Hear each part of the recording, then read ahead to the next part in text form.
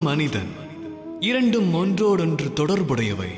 இறக்கையோடு கூடிய பறவையைப் போல, அருவியும் ஓடும் நதியும் போல.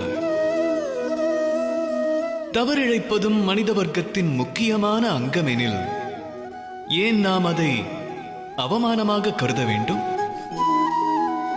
அவ்வாறு எண்ணுவதற்கு அவசியமே இல்லை.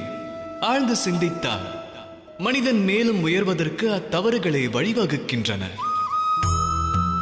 முன்பை விட திருத்தமாய் காரியமாற்ற வாய்ப்பு தருகின்றன. ஆனால் நம்மில் பலருக்கோ இந்த விளக்கமானது புரிவதே இல்லை. ஏனெனில் பலரது பார்வையில் தவறென்பது அவமானமாகிறது, ஒரு குற்றமாக கருதப்படுகிறது. அதை புரிந்தவன் தண்டிக்கப்பட வேண்டியவன் என கருதப்படுகிறான். ஆனால் அவ்வாறு ஏன் நிகழ்கிறது என்று சிந்தித்தீர்களா? அதற்கு என்ன காரணம்? ஆற்றிய தவறை ஏற்பதை விடுத்து நழுவ பார்க்கின்றனர். தவறிழைத்து அதை மனமாற ஏற்காவிடில் அந்த தவறு பாவச் செயலாகிறது, அதுவே குற்றமாகிறது. நினைவில் கொள்ளுங்கள், தவறை மனமாற ஏற்பதே ஆற்றிய தவறுகளை திருத்திக் கொள்வதற்கான முதற்படியாக மாறுகிறது.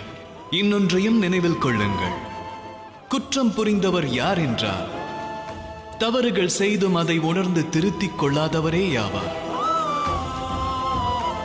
ராதா ராதா.